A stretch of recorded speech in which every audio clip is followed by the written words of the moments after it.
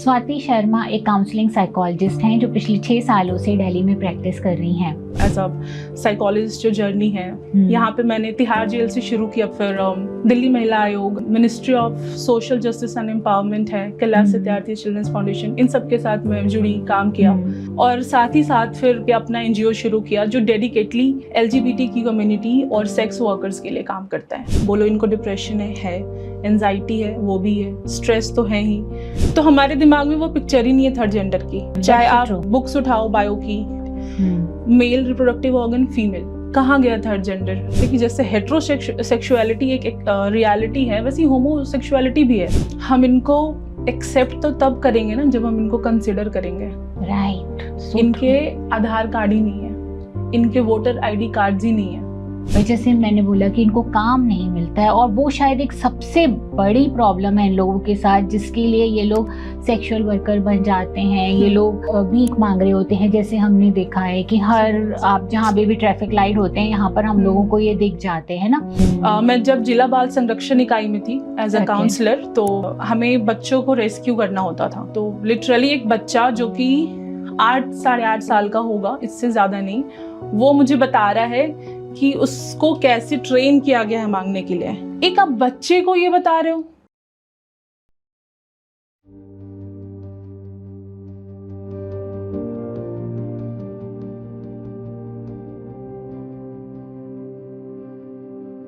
So welcome Swati. Thank you so much ma'am. Swati, सबसे पहले आप अपने आप को इंट्रोड्यूस करिए, अपने बारे में अपनी जर्नी बताइए। What brings you here in NGO में जो आप इतना सारा इन्वॉल्व हैं, खासकर LGBTQ के लिए आपका जो अंदर से पैशन है वो क्यों और कहाँ से आ रहा है?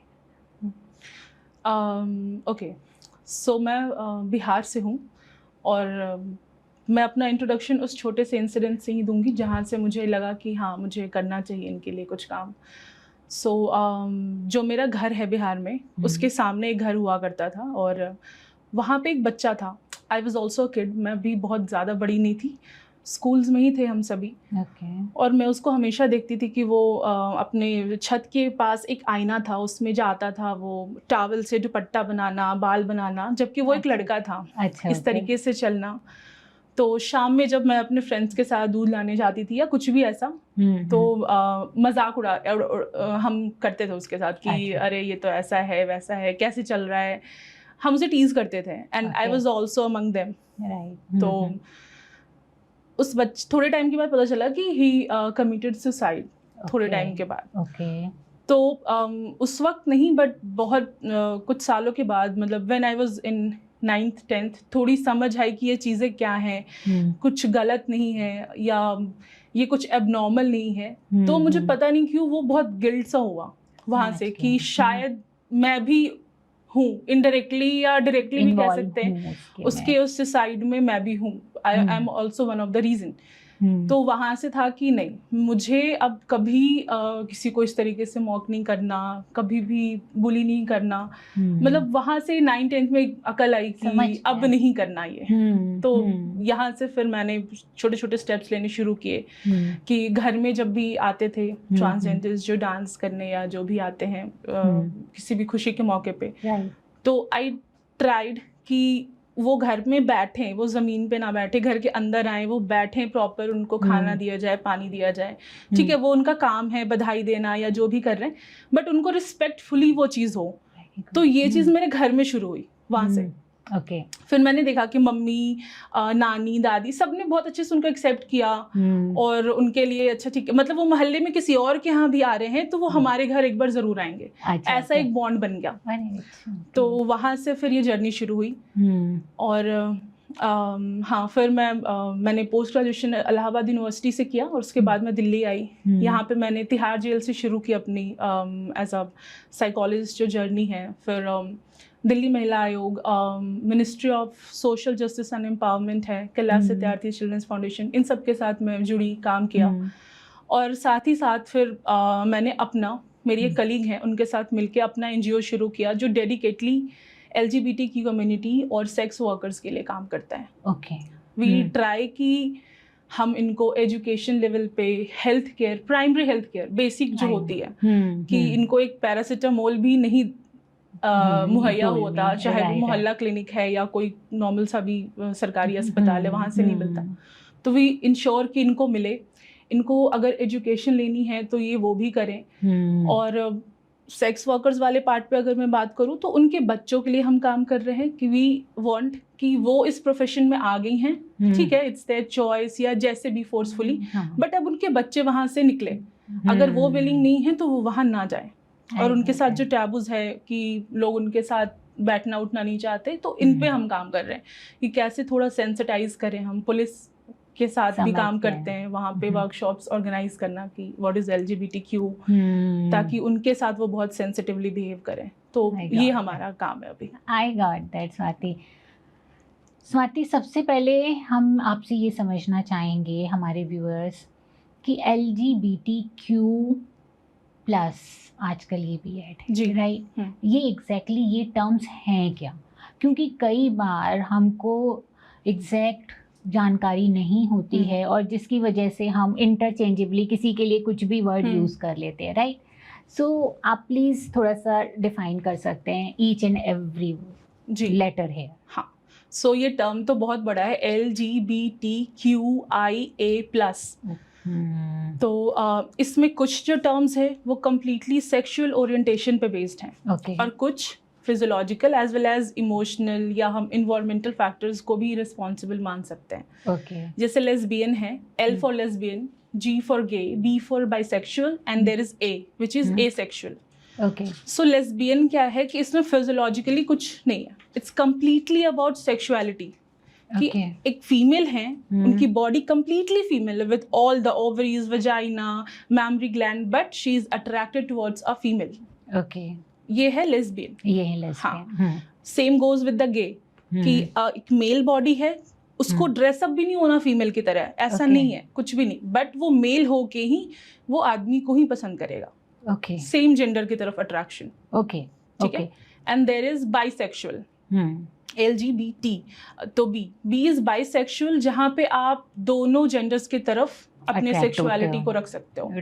बीइंग अ फीमेल, आप मेल से भी अट्रैक्ट हो रहे हैं, फीमेल से भी हो सकता है, या मेल है तो फीमेल से भी हो सकता है, मेल से भी हो सकता है, कोई बाउंडेशन नहीं है। और वो अपने उसी फिजियोलॉजिकल बॉडी में रह के, कोई उसको चेंजेस नहीं चाहिए, या चाहे वो ड्रेसअप हो या सर्जरी हो, कुछ भी नहीं। And there is A which is asexual. इसमें होता है कि देयर इज नो सेक्सुअल अर्ज। आप किसी की तरफ अट्रैक्ट नहीं हो रहे हो, आप सेक्सुअल रिलेशंस बनाना ही नहीं चाहते, तो दैट इज एसेक्सुअल। हाँ, सो ये जो 4 टर्म्स हैं ये हमारे सेक्सुअल ओरिएंटेशंस पे बेस्ड हैं। इसके अलावा आता है ट्रांसजेंडर, I से इंटरसेक्स है, Q से क्वेयर है।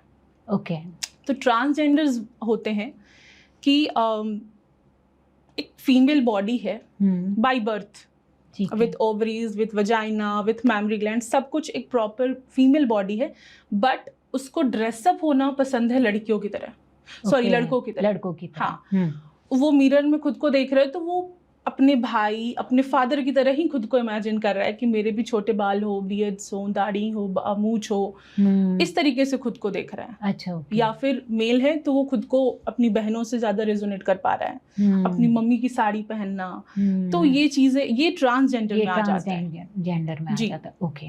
अब वो चाहे कि फॉर एग्जाम्पल एक महिला है जो अपने आप को पुरुष की तरह देखती है, तो वो थ्रू सर्जरी अपने फिजिकल रिप्रोडक्टिव पार्ट्स को मतलब अपने वजाइना को थ्रू प्लास्टिक सर्जरी पीनस में कन्वर्ट करा सकते हैं, अगर वो चाहे तो, but it completely depends on her choice और ऑल्सो फाइनेंशियल कंडीशन इस पे। एंड कितनी बार ऐसा होता है कि फैमिलीज भी अलाउ नहीं करती, तो वो भी ये सारे फैक्टर्स होते हैं। बट बॉडी प्रॉपर होती है वही फीमेल की, with all the parts, but हमारा इमोशनल जो है या जो हार्मोनल लेवल पे कह सकते हैं, वहां से हम किसी और जेंडर की तरह महसूस करते हैं और उनकी तरह रहना चाहते हैं, उनकी तरह ही सारा सब कुछ करना चाहते हैं। मतलब अगर फीमेल बॉडी है तो उसको लगेगा कि मेरी अगर दाढ़ी हो जाए और मैं लड़कों की तरह कपड़े पहनूं, पैंट शर्ट पहनूं, राइट, उसको सूट नहीं पहनना, साड़ी नहीं पहननी, फील नहीं करना लड़कियों की तरह,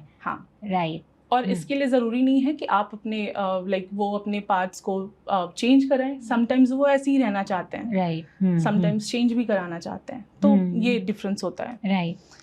एंड अब हम आते हैं इंटरसेक्स पे। इंटरसेक्स में बहुत सारे फैक्टर्स हैं, 4 फैक्टर्स पे हम बात करेंगे कि हमारे रिप्रोडक्टिव ऑर्गन्स रिस्पॉन्सिबल होते हैं कि एक पर्सन जो है, एक बच्चा जो है, ओवरीज और टेस्टीज दोनों के साथ पैदा होता है, जिसको हम ओवोटेस्टीज बोलते हैं। एक ये रिप्रोडक्टिव ऑर्गन का फैक्टर है। देन किसी के क्लाइटोरियस बहुत बड़े हो सकते हैं और पीनिस बहुत छोटा। दे born with like both the reproductive organs. Okay. Male and female दोनों ही रिप्रोडक्टिव ऑर्गन के साथ वो पैदा हो रहे हैं। जी। मतलब आप जब एक बच्चा पैदा हुआ और जब आप उसको चेक करते हो, आप उसका सेक्स डिसाइड ही नहीं कर पाओ कि ये लड़की है या लड़का। तो वो इंटरसेक्स हुआ। मतलब देयर इज फिजियोलॉजिकल डिफरेंस। और उनका सेक्सुअल ओरिएंटेशन किसी भी तरफ हो सकता है। वो किसी भी तरफ हो सकता है, उस पे हम कोई ये नहीं कर सकते। हो सकता है मुझे लड़की भी पसंद है, लड़का भी पसंद है, या कोई नहीं पसंद है। सेक्सुअल ओरिएंटेशन का कुछ फाउंडेशन नहीं है यहाँ पे। एंड ऑल्सो आपके क्रोमोसोम्स रिस्पॉन्सिबल होते हैं कि हमारे जो सेल्स होते हैं उसमें जो न्यूक्लियस है, उसमें जो क्रोमोसोम्स हैं वो बेसिकली 23 पेयर्स में होते हैं। तो 22 पेयर्स हैं जो बिल्कुल सेम होते हैं। जो 23rd है वो जेंडर डिसाइडिंग होता है कि XX हुआ तो फीमेल, XY हुआ तो मेल। अब वहाँ पे अगर एक एक्स्ट्रा Y क्रोमोसोम आ जाए या एक्स्ट्रा क्रोमोसोम आ जाए XXY, XYY, तो फिर यहाँ पे जेंडर लाइक ट्रांसजेंडर्स या इंटरसेक्स की पॉसिबिलिटी बढ़ती है। मतलब फिर क्या चेंजेस आएंगे बॉडी में, क्या हार्मोनल इम्बैलेंसेस आएंगी, वो हम नहीं कह सकते। ये होता है। बट अगेन ये सब एबनॉर्मल नहीं है, कंप्लीटली नॉर्मल है। राइट। तो हम इसको नॉर्मली ही देखें। एंड देन हमारा टर्म आता है क्वेयर। क्वेयर का हम कह सकते हैं कि ये अम्ब्रेला टर्म है, ये कुछ भी हो सकता है इन सारों में से। वो लेस्बियन भी हो सकते हैं, वो गे भी हो सकते हैं, वो ट्रांसजेंडर्स भी हो सकते हैं, वो एसेक्सुअल भी हो सकते हैं, बाइसेक्सुअल भी हो सकते हैं, वो क्वेयर हैं, वो कुछ भी हो सकते हैं। So, उनको अलग से क्यों दिया गया है? जब हमारे पास LGBT था, मतलब हमने सबको अलग अलग किया था, तो क्वेयर का एक अलग से सेक्शन क्यों? वो इसलिए दिया गया कि अगर कोई लेस्बियन है तो उसका फिक्स्ड है कि ठीक है, अब female is being attracted to a female, उसको और चीजें नहीं हो रही। बट जो क्वेयर्स हैं उनका फिक्स ही नहीं है, इसलिए ये टर्म। मतलब ऐसे लोग जो शायद लेस्बियन भी बन सकते हैं, ये मतलब महिलाओं से भी अट्रैक्ट हैं, पुरुषों से भी अट्रैक्ट हो रहे हैं, उनको अपोजिट जेंडर की तरह ड्रेसअप होना भी अच्छा लग रहा है, सेम जेंडर में ड्रेसअप होना भी अच्छा लग रहा है। कुछ भी हो सकता है, कुछ डिसाइडेड नहीं है कि वो मतलब वो किसी कैटेगरी में अपने आप को नहीं देख रहे हैं। वो कह रहे हैं कि हम जैसा भी चाहेंगे हम वैसा करेंगे। मतलब हम ऐसा फील करेंगे तो हम ऐसा फील करेंगे। वो अपने चॉइस पे चलते हैं। मुझे आज ऐसे ड्रेसअप होना है, मैं आज लड़की हूँ, मैं कल लड़का हूँ, ऐसे चलता है। तो उसको हम इस तरीके से देख सकते हैं। हाँ। सो ये था हमारा पूरा LGBTQIA। एंड प्लस इसलिए कि अब और भी चीजें आ रही हैं कि और भी वेरिएशंस हैं, तो इसलिए प्लस दिया जाता है कि देयर इज नो, मतलब कोई पता नहीं हो सकता है, कई चीजें हमें नहीं भी पता हो। राइट। जितना हम डायग्नोस कर चुके उतना तो हमने कर लिया, बट उसके बियॉन्ड भी चीजें जा सकती हैं। That's why there is a plus mark. I got it. आप क्वेयर से मिले हैं, आप जानते हैं क्वेयर को? एक हमारे NGO से ही जुड़ी हैं, तो शी यूज्ड टू परफॉर्म्स इन जो दिल्ली के बड़े बड़े पब्स वगैरह हैं, वहाँ पे ड्रेसअप होके वो परफॉर्म करती हैं। कभी कभी हमारे ऑफिस आती हैं तो वो प्रॉपर मेल फॉर्म में आती हैं, समटाइम्स वो साड़ी पहन के आती हैं। सो उनका है कि she can do whatever she wants according to her mood. I got that. So बहुत सारी चैलेंजेस इन लोगों को हमारी सोसाइटी के अंदर फेस करने पड़ते हैं। राइट स्वाति, इनको हमारी सोसाइटी में रिस्पेक्ट कभी भी नहीं मिली है। बिल्कुल। तो क्या चैलेंजेस बेसिकली आपके पास, क्योंकि यू हैव NGO और आपका एक अंदर से आया है, it is like something not कि हमें करना है या हम कोई उस वजह से, लाइक कई लोग होता है कि हमें दिखाना है कि हम बड़े सोशल वर्कर हैं और हमने कोई भी एक एरिया चुन लिया और हमने वहाँ पे काम करना शुरू कर दिया। This is something coming from your very deep core, कहीं से आ रहा है। राइट। तो ऐसे में आप क्या देख रहे हो कि क्या क्या चैलेंजेस ये लोग फेस करते हैं? बिल्कुल। सबसे बड़ा चैलेंज ये होता है ना कि सेल्फ एक्सेप्टेंस ही नहीं है। हम लाइक हम एक कम्युनिटी से आते हैं साइकोलॉजी, हमारे यहाँ पे एक्नॉलेजमेंट की बहुत बात होती है कि भाई अपने नेगेटिव इमोशंस को भी एक्नॉलेज तो करो पहले, एक्सेप्ट तो करो पहले। That's so true. यहाँ पे क्या है, ये खुद से बहुत गिल्ट में है कि कुछ तो है पाप मेरा, कुछ तो मेरे कर्मास ऐसे हैं कि आई गॉट दिस बॉडी, या मुझे ऐसी सेक्सुअलिटी मिली, या मुझे ऐसा महसूस हो रहा है। तो यहाँ पे जो सबसे बड़ा चैलेंज मैं ये देखती हूँ कि जब मैं इनसे बात करती हूँ, मुझे बहुत एफर्ट्स डालने पड़ते हैं ये समझाने में कि बेटा आप नॉर्मल हो, आप में कोई प्रॉब्लम नहीं है, कुछ एबनॉर्मल जैसी बात है ही नहीं। तो ये एक सब मतलब यही है ना कि आपकी मदद तो कोई तभी करेगा जब आप चाहोगे, आप अपनी मदद ये खुद ही अपने आप को बिल्कुल आइसोलेट करके अलग थलग अपने आप को मान चुके हैं। इनको लगता है कि हमारे अंदर कोई बहुत बड़ी कमी है, हमें किसी पाप का फल मिल रहा है कि भुगत रहे हैं क्योंकि हम जो है हम दूसरों की तरह नॉर्मल जेंडर में नहीं है, हम या फीमेल में या मेल किसी एक नॉर्मल जेंडर में नहीं है, इसलिए हम जो है शायद हमारे अंदर कोई हम पाप कर्मास है हमारे। और फिर इसका इम्पैक्ट क्या होता है इनकी मेंटल हेल्थ के ऊपर? तो बहुत टोल होता है। बिल्कुल बिल्कुल। आप एक कोई डिसऑर्डर नहीं सॉरी एक कोई भी न्यूरोटिक वाले पार्ट से उठा लो, आप बोलो इनको डिप्रेशन है, एंजाइटी है, वो भी है, स्ट्रेस तो है ही, मतलब इनको सारा एक्सपोजर है, ट्रॉमा है, बहुत सारा ट्रॉमा होगा, फैमिली मतलब ट्रॉमा, ग्रीफ, आप नाम लो और वो इनके साथ चेकलिस्ट में हाजिर है इनको। और वो भी इनको नहीं पता है कि मुझे ऐसा कुछ हो रहा है। दूसरा चैलेंज आता है फैमिली को लगता है कि बच्चा बदमाशी कर रहा है, ये इन्फ्लुएंस में पड़ गया है किसी के, तुम ऐसी मूवीज देख रहे हो इसलिए हो गए हो। मतलब लिटरली जब मैं इनके पेरेंट्स से मिलती हूँ, मतलब बच्चे आते तो कहते हैं कि दीदी आप एक बार बात करके देखो ना पापा मम्मी से, मैं तो नहीं बोल पा रहा हूँ। तो उनको लगता है कि समटाइम्स तो वो मुझसे भी चिढ़ जाते हैं कि ये सिखा रही है। अच्छा, तो ये भी होता है कि जाना बंद करो, अब उसके पास हो गया, वही तुम लोगों को भड़का रही है। तो ऐसा बहुत ज्यादा होता है इनके साथ कि उनको लगता है कि किसी के इन्फ्लुएंस में है मेरा बच्चा, या शायद थोड़े टाइम बाद ठीक हो जाएगा, कुछ दवाई वगैरह खिला दो। एंड बियॉन्ड दिस वो सुपर नेचुरल चीजों पे भी चले जाते हैं कि झाड़ फूक, पंडित, ओझा, ये वो भी करवाने लग जाते हैं वो कि कुछ हुआ है इसको, चलो ठीक है हो जाएगा, ये महादशा चल रही है, तो ये मतलब समझ गए। तो सबसे बड़ी बात जहाँ तक जो हम एज ए साइकोलॉजिस्ट समझ पाते हैं, क्योंकि सोसाइटी में और पेरेंट्स में खासकर, मतलब सोसाइटी से ही पेरेंट्स में आया है, और फॉर श्योर पेरेंट्स में क्योंकि एक्सेप्टेंस नहीं है इस बात का, बहुत डरते हैं पेरेंट्स, उनको लगता है कि अगर ये मेरा बच्चा है तो मतलब हम अच्छे पेरेंट्स नहीं हैं, या हमारा कोई बहुत ही बड़ा हमारे साथ धोखा हो गया, एज ए पेरेंट हमारे साथ कोई बहुत बड़ा धोखा हो गया, इसलिए उनका अपना एक्सेप्टेंस नहीं है, इसलिए ये बच्चे खुद को एक्सेप्ट नहीं कर पाते हैं, इसलिए खुद को ही हमेशा डाउनग्रेड करते रहते हैं। खुद को नहीं एक्सेप्ट करने का कारण जो मुझे लगता है कि हमने जब हम बच्चे थे तो शायद हमने मतलब सिंस द बिगनिंग, जब हमारा परसेप्शन कैसे बनता है पुरानी चीज़ों को, हमने पढ़ा है ना वो जेस्टाइल थ्योरी एंड सब चीज़ की, जो आपका पास्ट में चीज़ें हैं उसके अकॉर्डिंग ही आप परसीव करते हो। अगर मुझे एप्पल परसीव करना है तो वो पिक्चर बनती है दिमाग में, तो हमारे दिमाग में वो पिक्चर ही नहीं है थर्ड जेंडर की। चाहे आप बुक्स उठाओ बायो की, सिंस लाइक आई गेस 8 से शुरू हो जाता है थोड़ा रिप्रोडक्शन वाला part, male reproductive organ, female, कहाँ गया थर्ड जेंडर? क्यों नहीं हम वहाँ पे एक पॉसिबिलिटी दिखा रहे हैं कि बच्चा ऐसा भी हो सकता है। या जब हम जेनेटिक्स ही पढ़ते हैं, क्रोमोसोम्स बेसिक्स तो सब जानते हैं ना, हम इवोल्यूशन थ्योरी पढ़ते हैं, तो वहाँ पे थोड़ा सा तो जेनेटिक्स आता है। चलो अगर नहीं भी किसी का बायो है, आगे जाके बायोलॉजी वो पढ़ रहा है, बट 10th तक बेसिक तो हम पढ़ते हैं, XXY तो सबको पता है, सबने। वहाँ पे हम क्यों नहीं XXY या XYY पॉसिबिलिटी को बताते हैं? राइट, हमारे लिए वो है ही नहीं कॉन्सेप्ट में।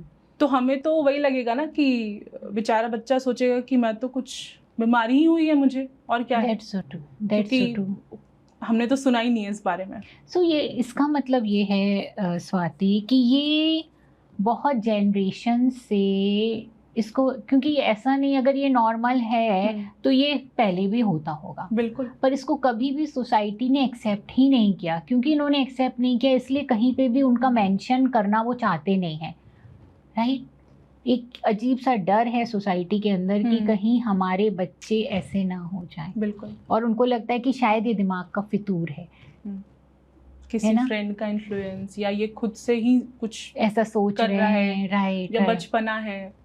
अभी तो यही चीजें हैं जो सामने आती हैं, जो ये सामने आती हैं, और जिसकी वजह से बहुत ही साइकोलॉजिकली ये लोग ट्रॉमा में आ जाते हैं। ये लोग चीज़ों को, क्योंकि उनको छुपाने, शुरू में इनिशियली जैसे मेरे भी एक आध क्लाइंट रहे हैं, और बहुत ट्रॉमा और स्ट्रेस का लेवल बहुत हाई इस वजह से है उनका, क्योंकि पेरेंट्स को बता पाना उनके लिए पॉसिबल नहीं है। मतलब सबसे बड़ा उनके दिमाग का स्ट्रेस हर समय 24 घंटे यही है कि हम ये बात अपने पेरेंट्स को बताएं कैसे कि हम, और पेरेंट्स जब खासकर ये लोग शादी की एज में आते हैं तब इनका नेक्स्ट लेवल पे कन्फ्लिक्ट होना शुरू हो जाता है कि अब मेरी शादी की बातें हो रही हैं और मैं अब कैसे बताऊं अपने पेरेंट्स को कि मैं तो किसी ओरिएंटेशन में हूँ नहीं, या मैं तो किस तरीके से सोचता हूँ, राइट। बिल्कुल।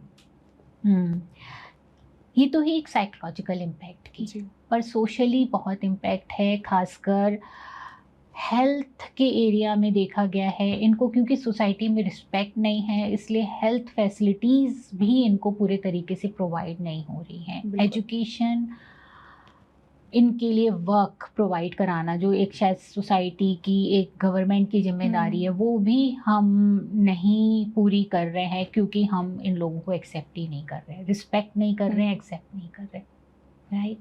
तो आप बताइए इसके बारे में। बिल्कुल।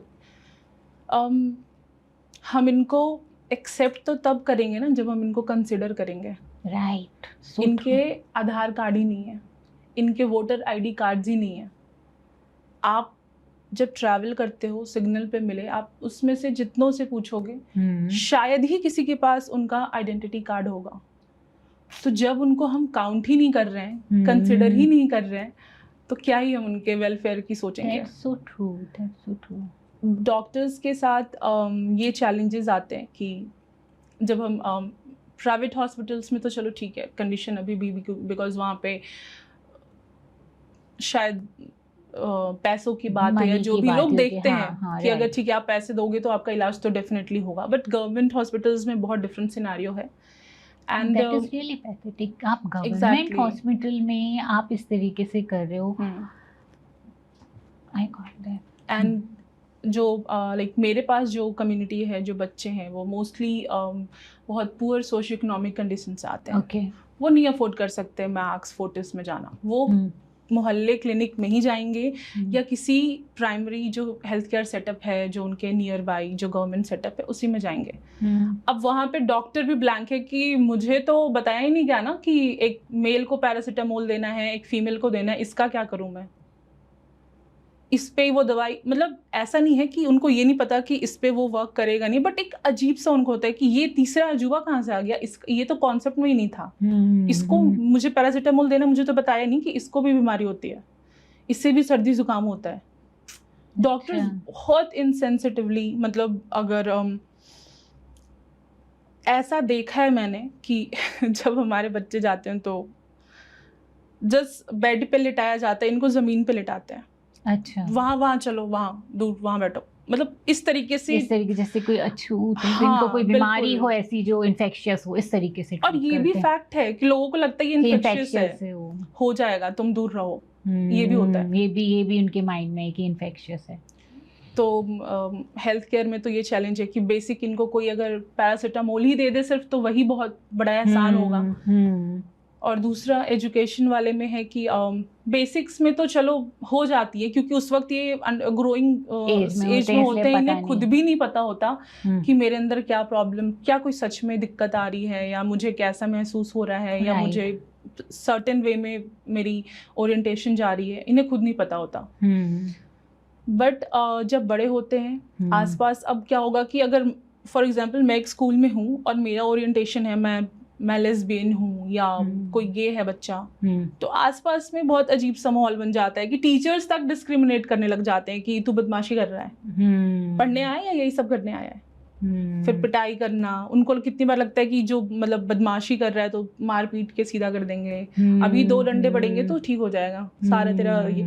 मतलब लोग समझ ही नहीं पा रहे कि भाई वो जानबूझ के कुछ कर नहीं रहा है, वो हो रहा है, वो उसके नेचर में आ गया है। राइट। वो इस वजह से वो चीज़ें हो रही हैं। जैसे मुझे मेरा मतलब हम ऐसा कह सकते हैं कि जैसे हेट्रोसेक्सुअलिटी एक रियलिटी है, वैसे होमोसेक्सुअलिटी भी है, एक रियलिटी है जो लोग नहीं समझ पा रहे हैं। लोगों को लग रहा है कि ये सब बहाने बनाए जा रहे हैं, ये दिमाग के फितूर हैं, ये नहीं समझ रहे हैं कि ये एक्चुअली अंदर से वो आता है। इट इज समथिंग जो उनका कंट्रोल नहीं है। अब मुझे लड़की पसंद आएगी या लड़का, इसमें मेरा कंट्रोल थोड़ी है। राइट। मुझे लड़का आ रहा है तो ठीक है, लड़की आ रही है तो वो भी ठीक है, वैसा है। और कोई क्यों चाहेगा? ये भी समझने की बात है कि अगर कोई लड़का है, अगर उसको एक्चुअली ओरिएंटेशन नहीं होगा वहाँ का, तो वो क्यों चाहेगा कि वो सिर्फ लड़कों की तरह ही अट्रैक्ट हो, लड़कियों की तरफ ना हो, जबकि नॉर्मल है, उसको पता है कि सोसाइटी में मजाक उड़ेगा, उसको पता है कि एक्सेप्टेंस नहीं मिलेगी, तो ऐसे में आप उस रास्ते जाओगे क्यों जहाँ इतना पेन है? अगर आप उस पेन की तरफ जा रहे हो, उसका मतलब है कि अंदर से कुछ कंपल्शन तो है, कुछ तो अंदर से आ रहा है जिसकी वजह से आप उस पेन की तरफ जा रहे हो। इसके अलावा और क्या आपको दिखता है इसमें कि और क्या सोसाइटी के लेवल पर इनके साथ क्या चल रहा है यहाँ पर? जैसे मैंने बोला कि इनको काम नहीं मिलता है, और वो शायद एक सबसे बड़ी प्रॉब्लम है इन लोगों के साथ, जिसके लिए ये लोग सेक्सुअल वर्कर बन जाते हैं। ये लोग यहाँ पर भीख मांग रहे होते हैं। जैसे हमने देखा है कि हर आप जहाँ भी ट्रैफिक लाइट होते हैं, यहाँ पर हम लोगों को ये दिख जाते हैं ना। एंड शायद ये कई बार हमारे वैल्यूज़ के खिलाफ होता है कि देना जो भी भीख मांग रहे हैं, तो ऐसे में आपको समझ भी नहीं आता, आप इतने कंफ्यूज होते हो कि इन लोगों को तो सोसाइटी में काम भी नहीं मिलता है, शुड वी गिव और शुड वी नॉट गिव? बहुत ही डायलेमा की सिचुएशन हो जाती है, राइट? पर क्योंकि इनको काम नहीं मिल रहा है, सोसाइटी के अंदर कोई रिस्पेक्टेबल काम नहीं मिल रहा है, इस वजह से वो लोग इस तरफ जा रहे हैं। उसके बारे में आप क्या बताओगे, और इनका अपना माइंडसेट क्या रहता है? क्या ये काम करना चाहते हैं? ये भी क्योंकि आप बहुत क्लोजली इनके साथ रहे हो, तो आप थोड़ा बताओ कि क्या ये एग्जैक्टली करना चाहते हैं काम? जी, जो भी मैंने इन सालों में देखा है, ये देखा है कि ये सच में काम करना चाहते हैं, पढ़ना भी चाहते हैं, बट हम एज अ सोसाइटी नहीं ऑफर कर रहे हैं इन्हें मेकअप। लाइक अगर मेरे पास कुछ ऐसे हैं ट्रांसजेंडर्स जो मेकअप आर्टिस्ट हैं, बहुत बहुत सुपर फाइन मेकअप करते हैं, मतलब बहुत अच्छा लगता है देख के। बट क्या अगर मैं किसी को बोलूँ कि मेरे पास XYZ इंसान है, ये बहुत अच्छा मेकअप करता है, या ही और she is a makeup artist, आप इससे करवाओगे मेकअप? नहीं करवाएंगे हम। हमें लगेगा कि ठीक है, चाहे हम बड़े से बड़े या छोटे से छोटे वालों के पास इन्वेस्ट करेंगे, बट इन पे हम इन्वेस्ट ही नहीं करना चाहते। करेंगे ही नहीं, हम जाएंगे ही नहीं। अभी हमारी एक है नोन, वो अभी DLSA में काम कर रही हैं, जो दिल्ली स्टेट लीगल बोर्ड है, वहाँ पे वो एज अ डेटा एनालिस्ट काम कर रही हैं। अच्छा। तो शुरुआत में दिक्कत हुई आसपास के लोगों को, बट ठीक है, हमने अपॉर्चुनिटी दी, वो काम कर रही है ना, शी इज वर्किंग बहुत अच्छे से, और वो कुछ भी अब सेक्स वर्क या किसी चीज में नहीं है अभी, और वो खुश होगी शायद। बहुत ही इन कामों में करके ये लोग खुश नहीं है, खुश नहीं है ये लोग, पर क्योंकि इनको सोसाइटी दे नहीं रही है काम, ऑप्शन नहीं दे रहे हैं, तो इसलिए। और शायद जहाँ ये करना शुरू करते हैं, आसपास के लोगों का जो इनके लिए नज़रिया होता है वो भी इनको बहुत ज़्यादा परेशान करता है, तो दे प्रेफर कि ठीक है, जहाँ पर हमें थोड़ी सी एक्सेप्टेंस मिलती है, हम अपनी ही कम्युनिटी में वही कामों को कर लें जहाँ हमसे जो सोचा जा रहा है। राइट। ये अगर मेट्रो में भी ट्रैवल कर रहे हैं ना, तो लोग मतलब उस पूरे कोच के लोग इनको देखते ही रहेंगे, जैसे क्या तो कुछ तो हो गया अलग सा। तो मैं उस वक्त जनकपुरी में रहती थी, वहाँ से एक मेरी हैं कम्युनिटी की हैं जो मेरे साथ आना जाना, तो वो बोलती थी दीदी मैं मेट्रो से नहीं जाऊँगी, चलो ना ऑटो से ही चलेंगे, कोई बात। इनका क्यों नहीं जाना मेट्रो से? तो दीदी सब घूरते हैं, आपको भी सोचेंगे कि आप भी वही हो। मैंने कहा कोई बात नहीं, मुझे दिक्कत नहीं, तुम चलो। एंड लिटरली ऐसा होता है कि लोग ऐसे ही होते हैं, बिल्कुल ऐसे साइड की, टच ना हो जाए, जबकि वो बहुत अच्छे से ड्रेस्ड अप है, शी इज अर्निंग, तो वो अच्छे से हैं बिल्कुल। ये भी नहीं हम कह सकते कि चलो आप लाइक, कुछ लोग ऐसा बोलते हैं कि बहुत गंदे से रहते हैं या बदबू आदि करके, ठीक है यार, बट वहाँ तो वो केस भी नहीं है, फिर भी तुम नहीं एक्सेप्ट कर रहे हो, आप उनको घूर रहे हो, बिल्कुल अनकंफर्टेबल। तो काम वाली चीज़ों में भी यही होता है ना कि अगर छोटी मोटी अपॉर्चुनिटी भी मिलती है, लोग ऐसे घूरते हैं, इतना ज़्यादा इनको मतलब सबकी नज़र में एक क्वेश्चन मार्क या शायद एक उपहास करने वाला एक होता है कि ये इनको लगता है कि भाई नहीं, इससे बेटर है कि मैं प्रोस्टिट्यूशन में जाऊं, 2 पैसे कमाऊं, चुपचाप घर आऊं, मेरे घर में दाल रोटी तो बनेगी। सही बात है। इनका ये इनका ये होता है कि मेरे घर में 2 टाइम का खाना बन रहा है उस चीज से।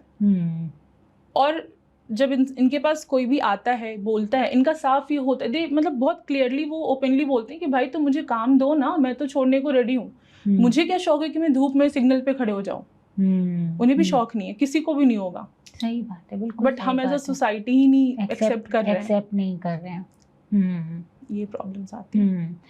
सो स्वाति, क्या कर सकते हैं इनको एक्सेप्टेंस दिलाने के लिए? क्योंकि ये एक्सेप्टेंस ही शायद हम लोग, अगर सब लोग अपने अपने लेवल पे थोड़ा रिस्पेक्ट करना, एक्सेप्ट करना शुरू करें, इनको इंक्लूड करें, राइट?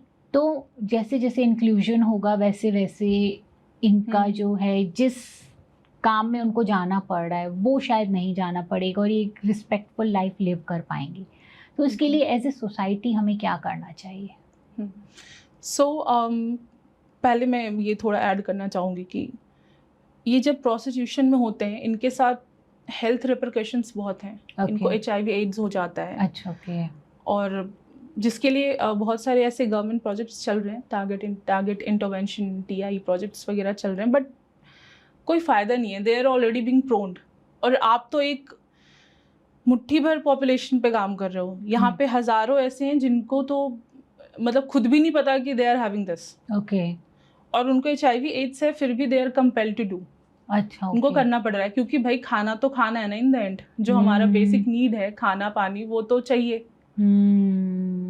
ये बहुत बड़ा चैलेंज है। दूसरा, अगर ये सिग्नल पे भी खड़े हैं, मांग भी रहे हैं, तो भी प्रॉब्लम्स आ रही हैं कि पहली बात की पुलिस, अगर कुछ इनके साथ बहुत मिसहैपनिंग्स होती हैं सिग्नल पे, शायद हमें नहीं दिखता, हम वहाँ से निकलते बहुत एक शुगर कोटेड चीज़ें दिखाई देती हैं हमें, बट हर दिन इनके साथ प्रॉब्लम्स होती हैं। या जब ये प्रोस्टिट्यूशन में है, वहाँ पे इनके साथ कोई बदसलूकी कर दे, क्योंकि द टाइम सामने वाले को पता चलता है कि अच्छा ये ट्रांस है, इनके साथ बहुत ब्रूटली बिहेव किया जाता है, बहुत ब्रूटली इनको जलाना, मतलब हर तरीके से प्रताड़ित किया जाता है।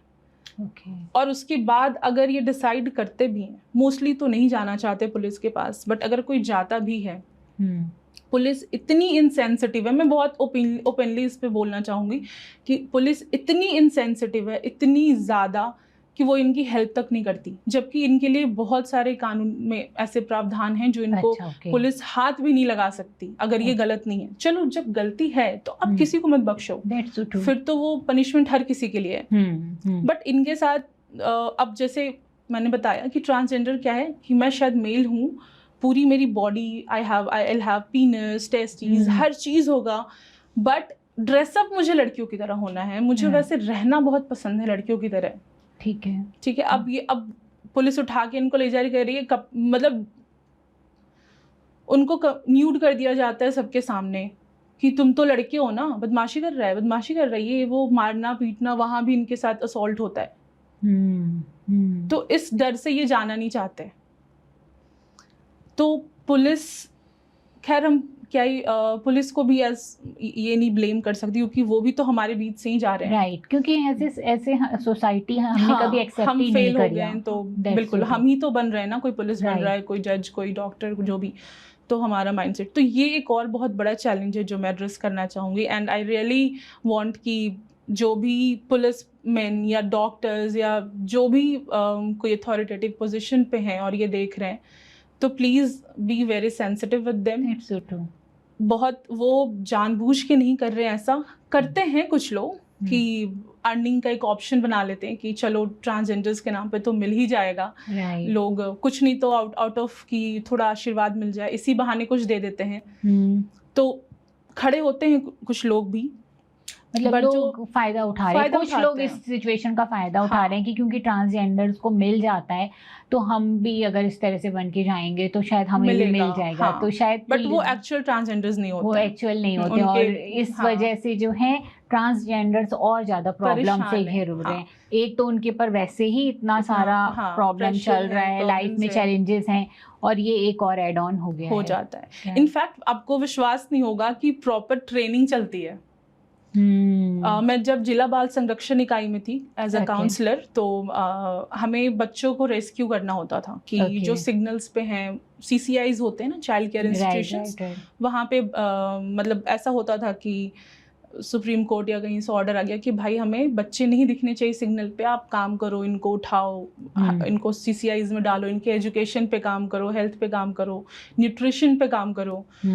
सो जब हम बच्चों से मिलते थे, रेस्क्यू हुआ, बच्चे लेकर आए हैं, हम बात कर रहे हैं, तो लिटरली एक बच्चा जो कि 8 साढ़े 8 साल का होगा, इससे ज़्यादा नहीं, वो मुझे बता रहा है कि उसको कैसे ट्रेन किया गया है मांगने के लिए। दुपट्टा लगाना है, बिल्कुल फाउंडेशन लगाना है, दीदी ऐसे ऐसे लिपस्टिक्स लगानी है, और आपको जाके कुछ नहीं करना है, बस कहना है, अगर दीदी भैया दिख जाए ना ऑटो में, गाड़ी में, भगवान तुम्हारी जोड़ी बना के रखे, ऐसे हाथ करना है, ऐसे करना है, ऐसे मुँह करना है। एक आप बच्चे को ये बता रहे हो, बच्चे को ट्रेन कर रहे हैं, फ़ायदा उठाने की कोशिश कर रहे हैं, क्योंकि ट्रांसजेंडर्स को मिल जाता है, तो हम भी इस चीज़ का फ़ायदा उठा लें। बिल्कुल, तो ये प्रॉपर ट्रेनिंग चल रही है। मैं ये बात आपको बता रही हूँ, ये जो कालका जी वाला पूरा एरिया है, कालका जी नेहरू प्लेस, वहाँ के आसपास का एरिया, वहाँ पे हमने जब किया था, तो वहाँ पे ये चीज़ बच्चे ऐसे बोल रहे हैं कि हमें ये सिखाया जाता है। मतलब छोटे छोटे बच्चे आपको बोलेंगे, मेरे लिए ज़रूरी है ये बेगिंग, मेरे लिए ज़रूरी है ये, आप छोड़ो, हमें जाना है, मेरे घर में आज खाना नहीं बनेगा।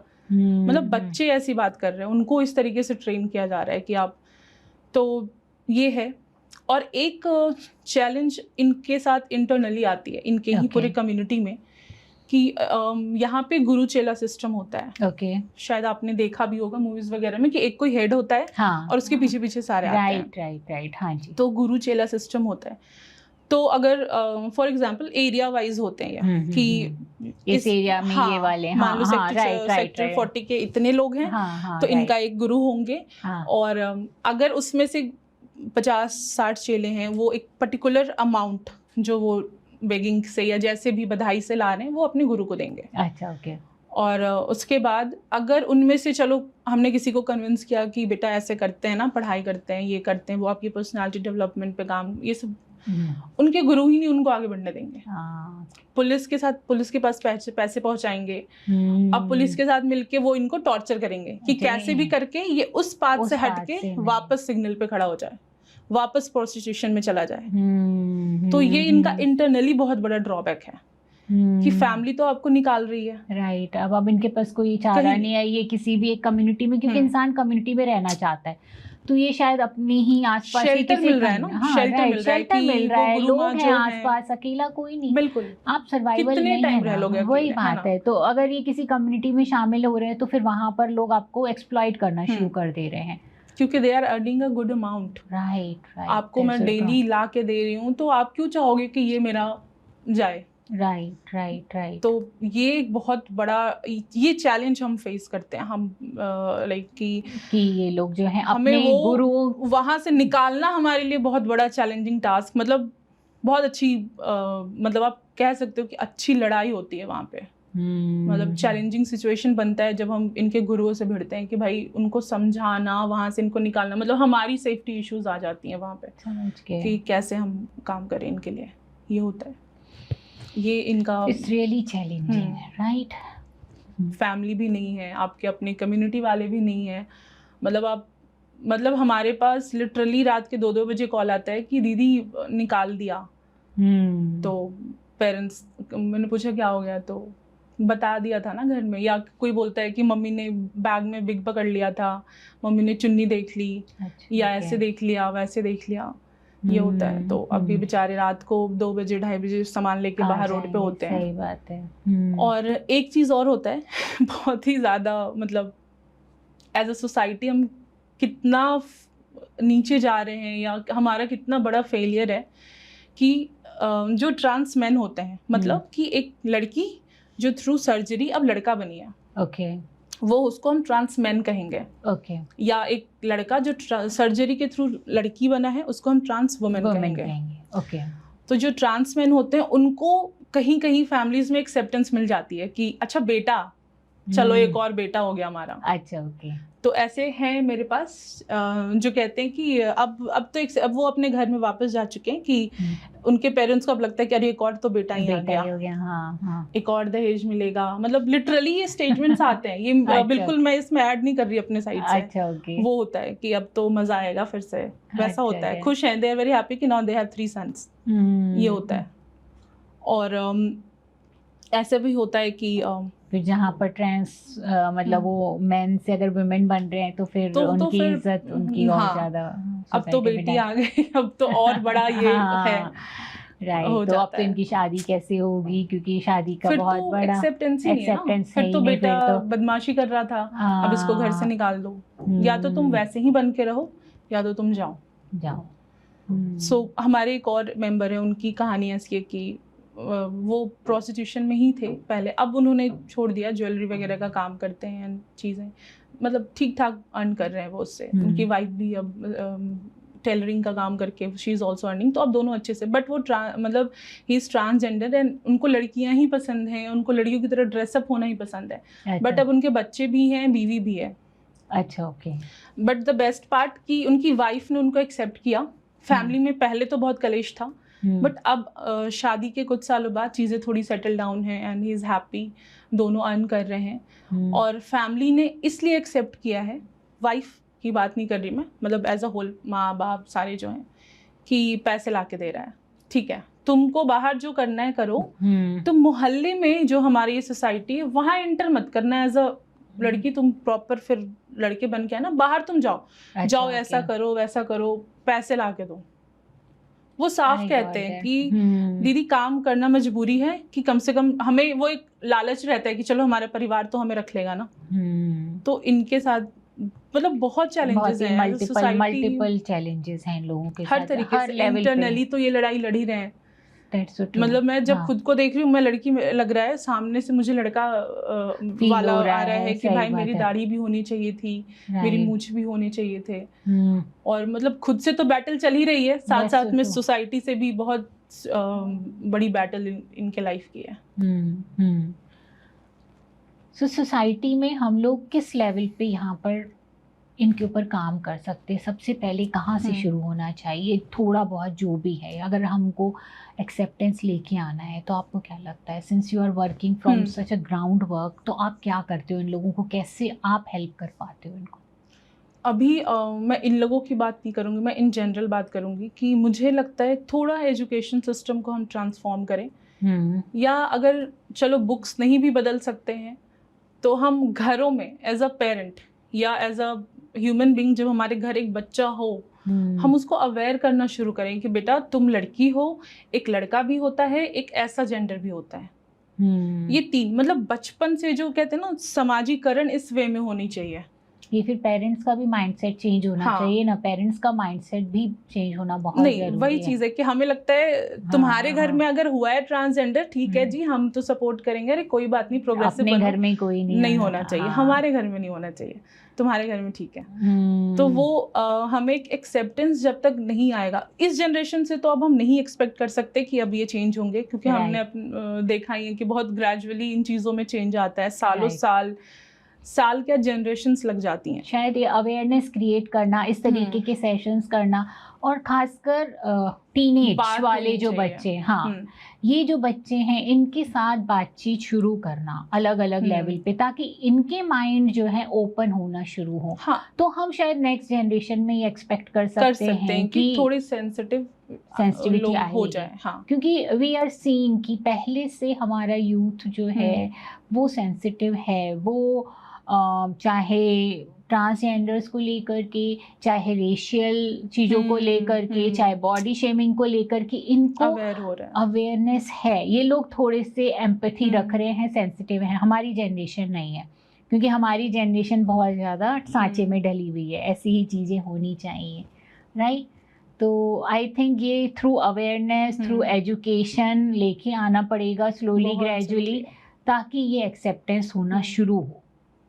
और मुझे तो अभी ये लगता है कि चलो ठीक है, आप अवेयरनेस और सारी चीज़ों को भूल जाते हैं, बस बात करो इस बारे में। बात ही करो, सबके कानों में जाए। चलो 10,000 में से एक को तो समझ आएगा, कोई तो एक समझेगा कि अच्छा ठीक है, ऐसा भी होता है।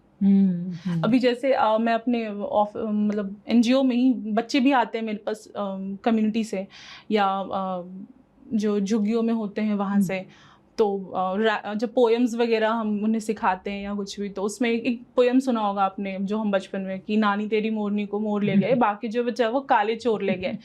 तो मुझे ये चीज बहुत हिट करता था कि वाई काला चोर, चोर तो गोरा भी हो सकता है ना, ब्राउन भी हो सकता है, एनीबॉडी कैन बी अ चोर, वाई काला इज गोइंग टू बी चोर।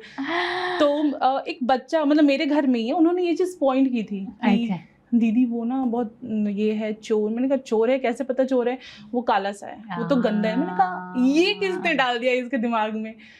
तो वो तभी उसने मुझे ये पोएम सुनाया था कि वो होता है ना कि काले चोर ले गए। मैंने कहा बेटा ये तो बड़ा दिक्कत है कि किस तरीके से छोटी छोटी वर्ड बच्चों को कितना, बच्चे कहते हैं ना हाँ। बचपन में हमारा जो वेव्स होती हैं, ब्रेन की वेव्स होती हैं, वो हिप्नोटिक वाली होती हैं, आप चीज़ों को ऐसे सक करके ले लेते हो। और इस तरीके की पोएम्स जब बच्चे गा रहे हैं, यू नेवर नो, इस तरीके की चीजें लेते जा रहे हैं अंदर, और वो तो उसको रियलिटी मान रहे हैं ना कि ऐसा ही होता है, ऐसा ही होता है। तो आई मेक श्योर कि मेरे ऑर्गेनाइजेशन में ये चीजें नहीं होती है। मेरे बच्चे गाते हैं, बाकी जो बच्चे वो गंदे चोर ले गए या बुरे चोर ले गए, नोबडी सिंग्स काले चोर ले गए। उनको पता है कि चोर चोर है, कोई भी हो सकता है, कोई भी हो सकता है, चोर का कलर से कोई संबंध कुछ भी नहीं है। तो ये मतलब ये कहने का मेरा कारण वेरी डीप। तो हाँ, सोसाइटी को चेंज होना बहुत नेक्स्ट टू हर लेवल पे ज़रूरत है। जो हमने जिस तरीके की कहानियाँ बनाई हुई हैं, हमने जिस तरीके के मूवीज बनाए हुए हैं, एजुकेशन सिस्टम में जैसे तुमने बोला कि 2 जेंडर्स की बात हो रही है, तीसरे जेंडर के बारे में कोई सोचता भी नहीं है कि ये होता है। तभी जब शायद बच्चे को लगता है कि मैं कुछ और फील कर रहा हूँ, तो वो सामने आके एक्सप्रेस भी नहीं कर पा रहा है कि मैं शायद ये तीसरा जेंडर हो सकता हूँ, क्योंकि उसको तो खुद ही डर है ना कि इस बारे में तो पता ही नहीं है कि ये कुछ होता है। तो वही चीज़ है, मुझे ऐसा लगता है कि बात होनी चाहिए।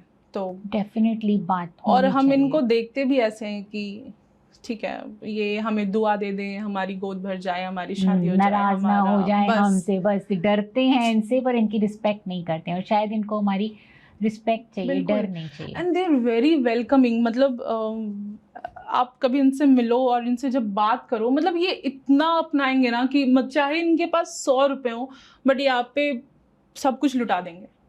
बहुत वेलकमिंग, बहुत लविंग है। और इतना मुझे बहुत तकलीफ होती है इस चीज़ से कि इन्होंने इस लेवल पे अपने आप को कंसिडर कर लिया है कि आप छोटा सा भी काम करोगे ना कि मतलब कभी कोई बच्चा फ़ोन करता है कि दीदी अब तो पैसे भी नहीं है, सैलरी रोकी हुई है मेरी 6-6 महीने से, मैं इंजेक्शन कैसे लूँ। घर वाले पैसे अगर नहीं एक्सेप्ट कर रहे हैं तो नहीं देंगे, वो आपको खाना पीना देंगे, आपको कपड़े देंगे। आप शायद ये बोलोगे कि मैं घूमने फिरने जा रहा हूँ, आपको अलाउ करेंगे, बट आप बोलोगे ना कि हार्मोन्स के इंजेक्शन के लिए मुझे पैसे चाहिए, नहीं देते हैं। और उसका खर्चा 500, 1000, 1500 डिपेंडिंग अपॉन द क्वालिटी आता है। तो बच्चे बोलते हैं कि दीदी ऐसा ऐसा है, तो कभी हम अपनी तरफ से मदद कर दिया, हमने कर दिया या कुछ, तो दे गेट वेरी ओवरवेल्म्ड कि एकदम रोने, मतलब ऐसा महसूस करा देंगे आपको कि आपने क्या तो मतलब विच इज़ शायद बेयर मिनिमम, बट आपको ऐसे वो करेंगे कि आपने क्या कर दिया इनके लिए। तो मैं इस पे भी उन्हें समझाती हूँ कि भाई कुछ नहीं किया, इससे ज़्यादा होना चाहिए था, ये कुछ भी नहीं है, शायद ये हम सब प्रायश्चित कर रहे हैं। तो सुप्रीम कोर्ट का वहाँ जो ऑनरेबल हमारे चीफ जस्टिस थे, उनका आई रिमेंबर दैट स्टेटमेंट, शायद उन्होंने ही कहा था, मुझे अब एग्जैक्ट याद नहीं, काफ़ी साल हो गए, जब आर्टिकल पास हुआ था, लीगलाइज हुआ था इंडिया में, तब उन्होंने कहा था, एग्जैक्ट वर्ड्स मुझे याद नहीं है, कि हम मतलब एज अ सोसाइटी हम सब इनको ओ करते हैं, हम सब शर्मिंदा हैं और हम इनसे माफ़ी मांगते हैं। मतलब हमारे वहाँ पे ऑनरेबल कोर्ट ने ये बात कही थी, and this is very fact कि हम सब इनके दोषी हैं। हमने इनको एबनॉर्मल कैटेगरी में डाल दिया, so विच इज़ मतलब वो तो कुछ एबनॉर्मलिटी नहीं है ना भाई। अगर मेरी हाइट लंबी हो रही है, छोटी हो रही है, मैं लड़की बन रही हूँ, लड़का बन रही हूँ, काली गोरी मोटा पतली, ये सब तो मेरे जीन्स डिसाइड कर रहे हैं। मैं कैसे इसके लिए रिस्पॉन्सिबल मान लूँ खुद को, या ये एबनॉर्मल है। हमने एकदम से नॉर्मल एबनॉर्मल की किताब बना डाली, जो कि है नहीं, एक्चुअल में एग्जिस्ट नहीं करती है, और उसी पे हम चले जा रहे हैं। मूवीज़ का बहुत बड़ा रोल है। आप अगर और बहुत प्रोमिनेंट एक्टर एक्ट्रेसेस ने उसमें काम किया हुआ होगा, वो मीठा, ये वो, मतलब ऐसे ऐसे टर्म्स कि मीठा है, छक्का है, ये है, क्या हिजड़ा आप सुन के ऑफेंड हो रहे हो? राइट, क्यों? जबकि वो एक हिजड़ा एक इनका वो होता है, कल्चर है, इट्स लाइक अ कल्चर। अच्छा, ओके। हाँ, लेकिन हम उसको भी एज अ गाली यूज करते हैं। हाँ, उसको मजाक उड़ाते हैं, कोई किसी को ऐसा बोल दे तो ऑफेंड हो जाते हैं कि या कोई आपको गाली है जैसे कि। राइट। या कोई बहुत ज्यादा मैस्कुलिन नहीं हो पा रहा है तो छक्का है क्या, मीठे कहीं का। हाँ, क्यों बोलना है ऐसे? सही बात है, बिल्कुल। मैंने क्यों बोलना है ऐसे? मतलब अब ये इंसिडेंट्स याद आते हैं तो लगता है कि यार बहुत प्रॉब्लम है। किसी की अगर आप देखो, लड़का है स्कूल्स में, मतलब अपने प्यूबर्टी में है, और उसकी दाढ़ी कम अदर के कंपैरिजन में कम आई है, बहुत थोड़ा सा वो सॉफ्ट दिख रहा है, छक्का है तो लोग उसको मीठा और ये और वो बोलना शुरू करते हैं। मतलब कहाँ जा रहे हैं हम? कुछ बहुत ये है। सो इन अ नटशेल स्वाति, ये लोग बहुत सारे चैलेंजेस फेस कर रहे हैं हमारी सोसाइटी में, right? At the end of the, हमने बहुत सारी बातें करी, इनके बहुत सारे चैलेंजेस समझे। आप क्या बताना चाहोगे हमारे व्यूअर्स को कि what should we do as a society, और हम कहाँ फेल हो रहे हैं और हमें क्या करना चाहिए, इनके साथ किस तरीके का व्यवहार होना चाहिए?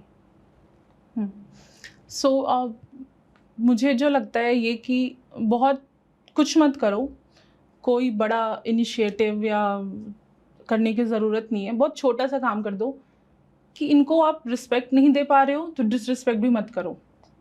So true. बिल्कुल भी डिसरिस्पेक्ट मत करो इनको। आपका मन है इनको पैसे देने का, सिग्नल पे दो, नहीं मन है मत दो, but don't question their identity. आप इनसे इस बात से तो डर जाते हो कि अरे इनका श्राप लग जाएगा या जो भी है।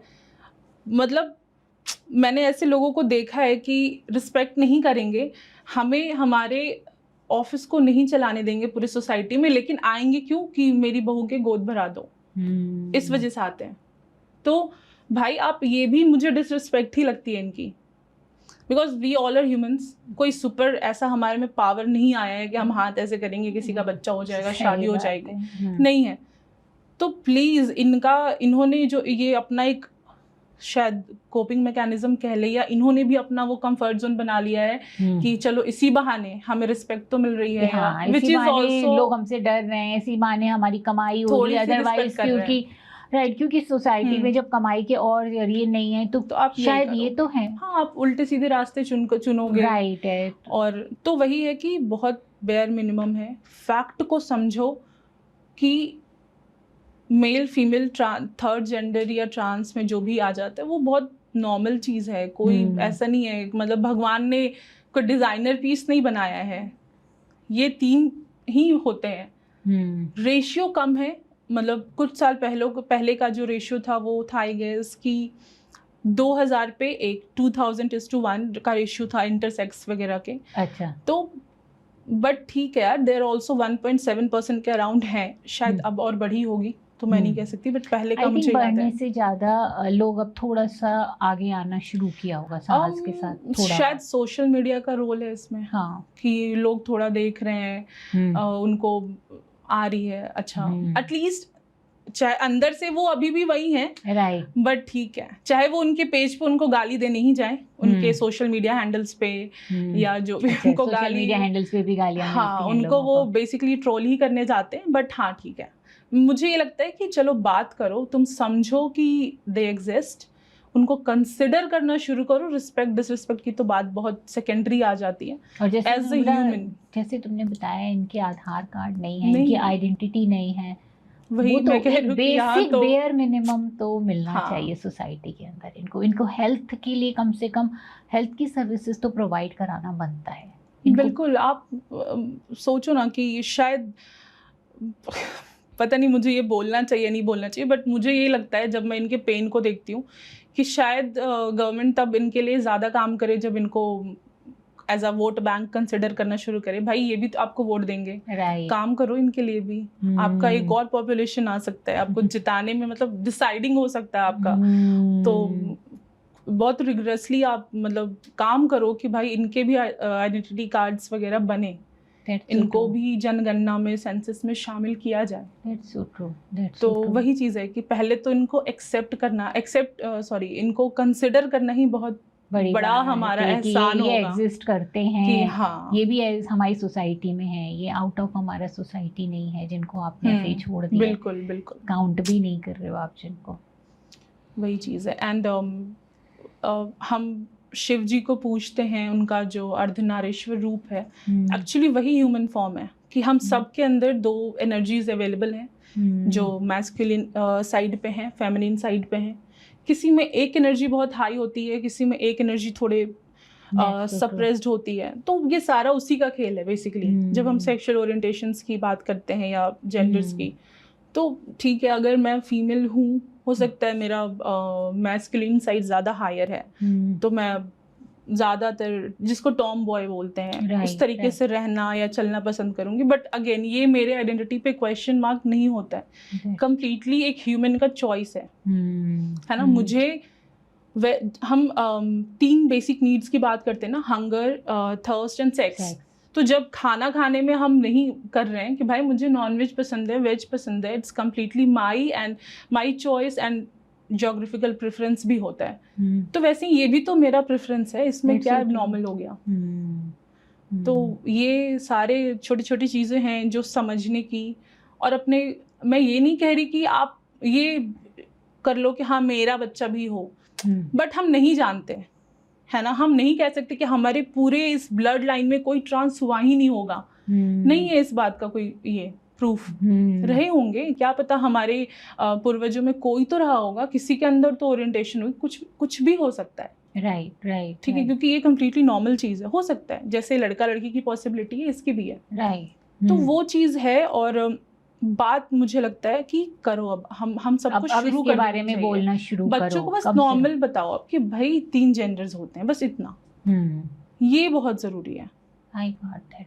तो जब दिमाग में रहेगा ना कि कोई तीसरा भी एग्जिस्ट करता है, और वो जब सामने आएगा तो ऐसे बहुत आउट ऑफ द प्लेस नहीं लगेगा, महसूस नहीं होगा। ये नहीं होगा कि हम उनको ये भी ना करें कि हम उसको कंसीडर ही ना करें सोसाइटी के अंदर, हम उनके आइडेंटिटी कार्ड नहीं बनवाएं। This is really a shocking news for me. मुझे नहीं पता था कि इन लोगों को वोटिंग राइट नहीं है, कि इन लोगों की आइडेंटिटी राइट्स हैं, पर जब कार्ड नहीं है तो फिर कहाँ से मतलब उनको भी अपने राइट्स के बारे में नहीं पता। इसलिए हम अपने NGO में legal aids camps, health camp तो नहीं बट लीगल कैंप जरूर ऑर्गेनाइज करते हैं कि क्या आपके ह्यूमन राइट्स हैं, क्या बेसिक ह्यूमन राइट्स हैं आपके, क्या we are all humans and हम सब के वो जो 6 बेसिक फंडामेंटल राइट्स हैं वो हैं, आपके भी हैं। वहाँ पे गवर्नमेंट ने, जब हमारा संविधान बना, वहाँ पे हमने लिखा we the people of India.